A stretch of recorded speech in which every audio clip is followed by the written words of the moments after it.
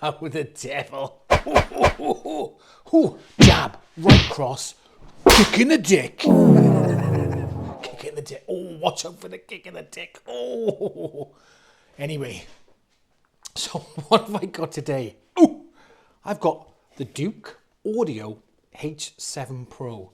It's the improved or amended version of the old H7. Oh, I've got to show you this a minute, right? Just to being a proud dad. Have a look at this. Easter's coming up, right? Oh.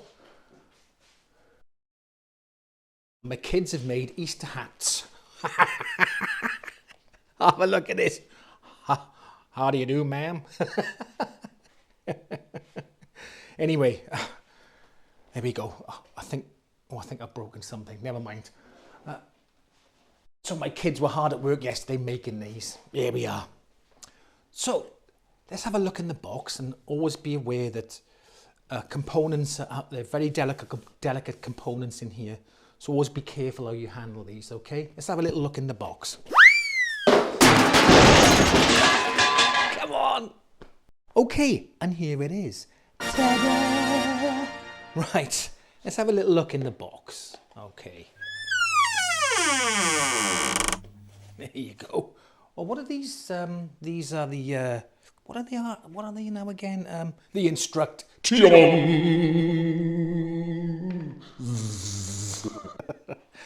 We'll have a little look at them in a sec.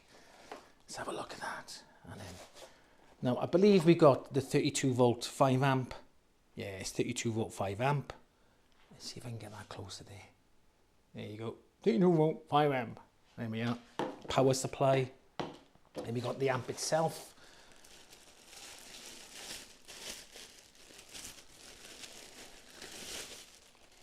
Ooh, and there you go. There you go. Now, I have to say, it's quite a nice looking amp, as amps go. For these type of amps, is that a gunmetal grey, I guess? Yeah, I do like it, and I also like the fact that it's a little bit different in the shape of it. You know, the casing feels very solid, very well made, and I do like the look of it. Got some nice rubber feet on the bottom, that's handy. And also this one, where the old model had 2 volume controls, and this one has a balance instead. And the old one also had only 1 VU meter, which is, a lot of these amps, they stick 1 VU meter on when it's a 2-channel amp, stereo amp. So they've listened and they've said, right, okay, we get rid of the 2 volume knobs, put 1 balance knob on there, a volume knob, okay? And that does have a little indent in the middle, which is handy, okay? And 2 VU meters. Yay! Not 1, but 2! Gesundheit. Anyway, and on the bottom there, you've got your adjustment, VU adjustment sensitivity, so you can adjust it if they're not quite, you know, doing what they should. Let's have a little look on the back. Oh, hang on a minute. And here you got your little button here. XLR, RCA, plop. On the back, and then on the back. Oh. So we've got your balanced inputs here. There we are. Balanced input. RCA input.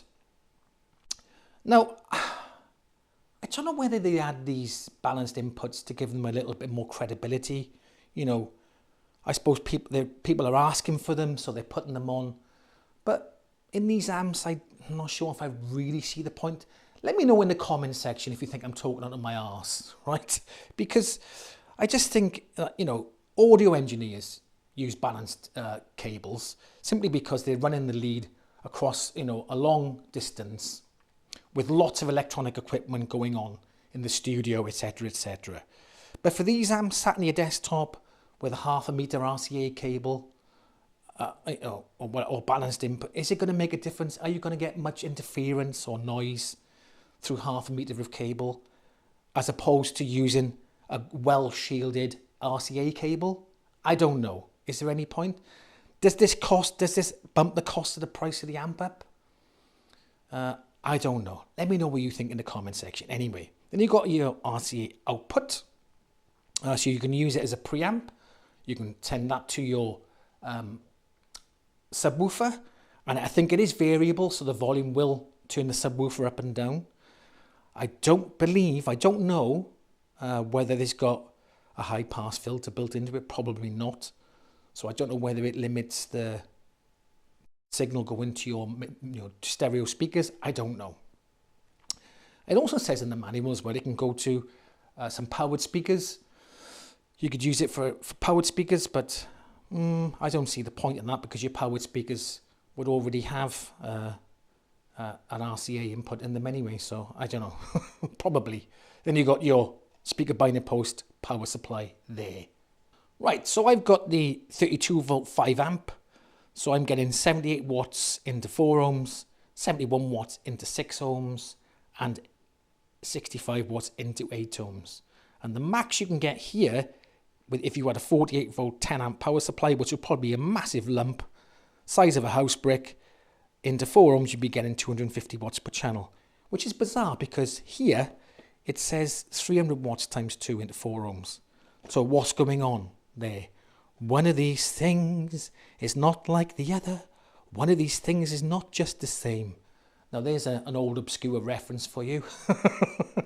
Anyway, so here we are. And I think it has the TPA 3255 chip, amp chip, which a lot of these amps use. And it's a pretty decent amp chip. Okay, right. So how does it sound? Well, what I'll do is obviously I do a sound test. You know, we love a sound test. But anyway, right. It wouldn't be fair to put it up against my Leak Stereo 230. That's a bit unfair.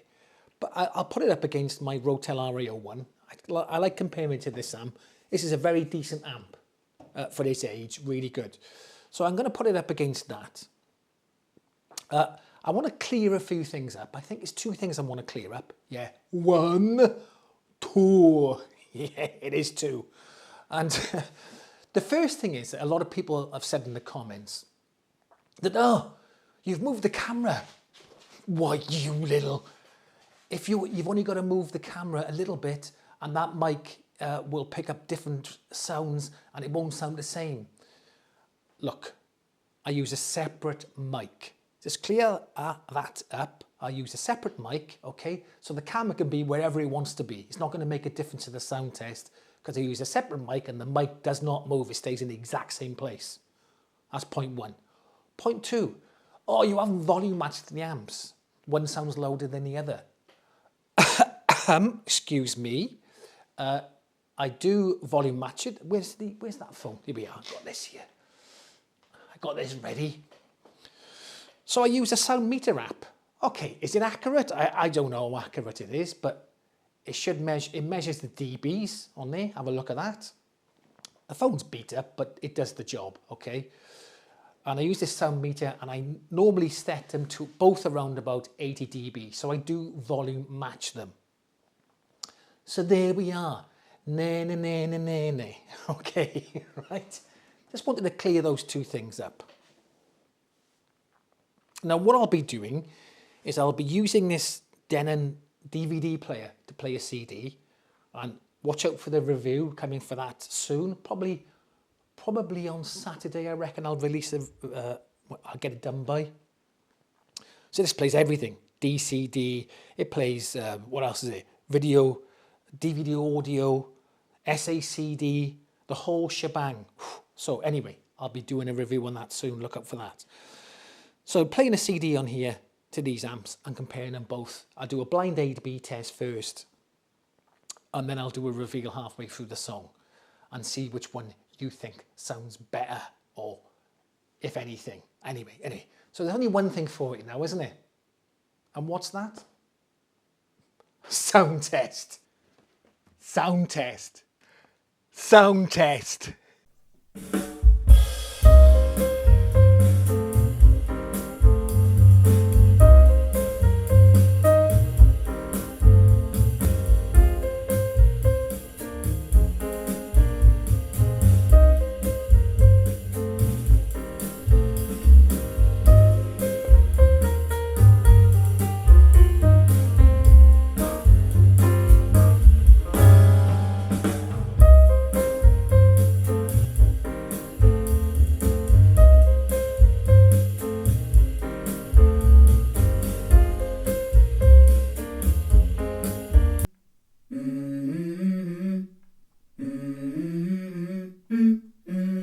Let's go. I wake up to a little bit of drool on my pillow. I wake up to a little bit of drool on my pillow. Feel like it's gonna be a bad day. Yeah, I'm tired of shit and the coffee ain't hit yet. Damn, ain't that great. I don't wanna go to that pay. I need a change in my life, cause I don't feel alive and there's nothing that makes me happy. Hold my beer for a minute. I'm about to quit my job, cash in for a ticket. I'm going to quit my job, cash in for a ticket. I'm going on a trip and I don't plan to visit. I'm gonna stay there till I feel like I'm winning. Oh, and this is just the beginning. I need a big change.